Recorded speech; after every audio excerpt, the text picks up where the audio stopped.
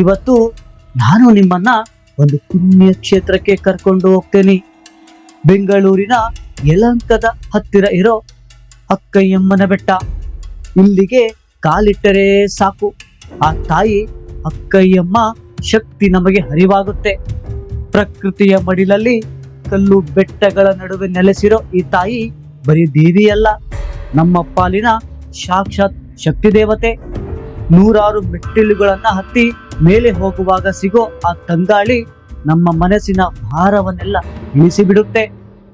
ಇಲ್ಲಿನ ಅತಿ ದೊಡ್ಡ ಪವಾಡ ಅಂದ್ರೆ ಅದು ಮಕ್ಕಳ ಭಾಗ್ಯ.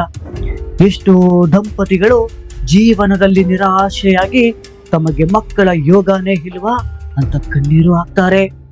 ಅಂತವರು ಈ ಬೆಟ್ಟಕ್ಕೆ ಬಂದು ತಾಯಿಯ ಪಾದಕ್ಕೆ ಶರಣಾದ್ರೆ ಸಾಕು, ಆಕೆ ಕೈ ಬಿಡಲ್ಲ ಅನ್ನೋದು ಇಲ್ಲಿಗೆ ಬರೋ ಸಾವಿರಾರು ಭಕ್ತರ ಅನುಭವ. ಅಕ್ಕಯ್ಯಮ್ಮನಿಗೆ ಮಡಿಲು ತುಂಬಿಸೋ ಸೇವೆ ಮಾಡಿದ್ರೆ ಆ ತಾಯಿ ಖಂಡಿತವಾಗಿಯೂ ಸಂತಾನ ಭಾಗ್ಯ ಕರುಣಿಸ್ತಾಳೆ ಅನ್ನೋದು ಗಾಢವಾದ ನಂಬಿಕೆ ಇದೆ. ಆಕೆ ಕರುಣಾಮಯಿ, ತನ್ನನ್ನ ನಂಬಿ ಬಂದವರನ್ನ ಯಾವತ್ತೂ ಬದಿಕೈಲಿ ಕಳಿಸಿಲ್ಲ. ನನಗೆ ಇವಾಗ ಒಂದು ಗುಹೆ ಸಿಕ್ಕಿದೆ ನೋಡಿ, ನನಗೆ ಹಾಗೇನೆ ಕರ್ಕೊಂಡು ಹೋಗ್ತೀನಿ. ಬಟ್ ಒಳಗೆ ಹೋಗಕ್ಕಾಗ್ತಿಲ್ಲ, ಗೊತ್ತಿಲ್ಲ.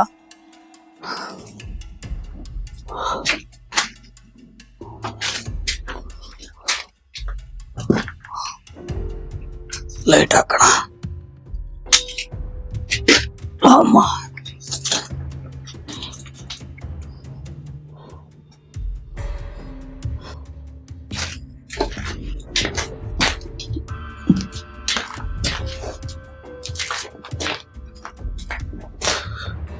ಫುಲ್ ಗುಹೆ ಇದು.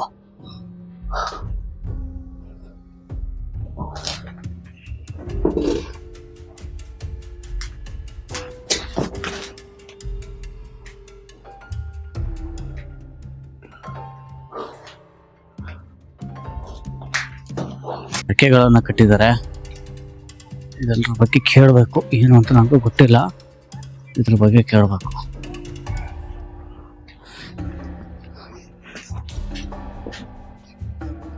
ಇದೆಲ್ಲ ಹಳೆಯದೇ ದೇವಸ್ಥಾನಗಳಿರೋದು, ಇಲ್ಲ ಹಳೆಯ ದೇವಸ್ಥಾನ ಇರೋದು ನೋಡಿ. ಏನಿದೆ ಇದು ಬೆಟ್ಟ? ಹುಸಿ ದೊಡ್ಡ ಬೆಟ್ಟನಾ ಇದು?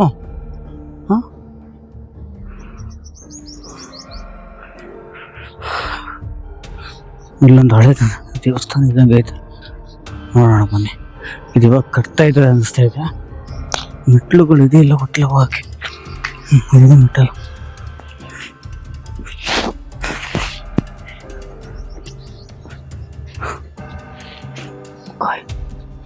ಚಪ್ಪಲ್ ಹಾಕೊಂಡು ಹೊಡೆಯಂಗಿಲ್ಲ ಅನ್ಸುತ್ತೆ.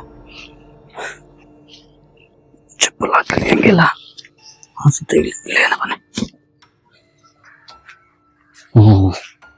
ನೋಡ್ರಪ್ಪ, ಇಲ್ಲಿ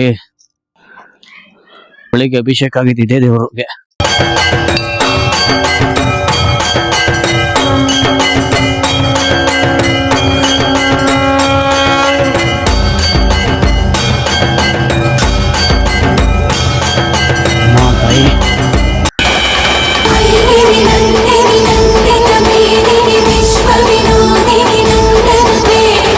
ಇನ್ನು ಈ ಬೆಟ್ಟದ ಮೇಲಿರೋ ನೀರಿನ ಕೊಳ, ಈ ಕೊಳದ ಬಗ್ಗೆ ದೊಡ್ಡ ಇತಿಹಾಸವೇ ಇದೆ. ಬೆಟ್ಟದ ತುದಿಯಲ್ಲಿದ್ದರೂ ಇಲ್ಲಿ ನೀರು ಯಾವತ್ತೂ ಬತ್ತಲ್ಲ ಅನ್ನೋದು ಅಚ್ಚರಿಯ ವಿಷಯ. ಎಷ್ಟೇ ಬಿಸಿಲಿದ್ದರೂ ಈ ಕೊಳದ ನೀರು ತಂಪಾಗಿರುತ್ತೆ. ಭಕ್ತರು ಈ ಪವಿತ್ರ ತೀರ್ಥವನ್ನ ಪ್ರೋಕ್ಷಣೆ ಮಾಡಿಕೊಂಡ್ರೆ ಸಾಕು, ದೃಷ್ಟಿ ದೋಷಗಳು, ಅನಾರೋಗ್ಯದ ಸಮಸ್ಯೆಗಳು ದೂರವಾಗುತ್ತೆ ಅನ್ನೋದು ಇಲ್ಲಿನ ಮಹಿಮೆ. ಆ ನೀರು ತಾಯಿಯ ಆಶೀರ್ವಾದದಂತೆ ಪವಿತ್ರವಾಗಿರುತ್ತೆ. ಕುಡಿ, ಜೀವನದಲ್ಲಿ ನಮಗೆ ಸಾಧ್ಯ ಅನ್ಸೋದು ಆ ತಾಯಿಗೆ ಸಾಧ್ಯ. ನೀವು ಬೆಂಗಳೂರಿನಲ್ಲಿದ್ರೆ ಅಥವಾ ಇಲ್ಲಿಗೆ ಹತ್ತಿರದಲ್ಲಿಯೇ ಇದ್ರೆ ಒಂದು ಸಲ ಈ ಅಕ್ಕಯ್ಯಮ್ಮನ ಬೆಟ್ಟಕ್ಕೆ ಬನ್ನಿ. ಅಲ್ಲಿನ ದೇವಸ್ಥಾನದ ಶಾಂತಿ, ಆ ತಾಯಿಯ ಗಂಭೀರ ರೂಪ ನಿಮ್ಮ ಕಷ್ಟಗಳನ್ನು ಮರೆಸುತ್ತೆ. ನಂಬಿಕೆ ಅನ್ನೋದು ಒಂದಿದ್ರೆ ಸಾಕು, ಅಕ್ಕಯ್ಯಮ್ಮ ನಮ್ಮನ್ನು ಕೈ ಹಿಡಿದು ನಡೆಸುತ್ತಾಳೆ. ಜೈ ಅಕ್ಕಯ್ಯಮ್ಮ ದೇವಿ.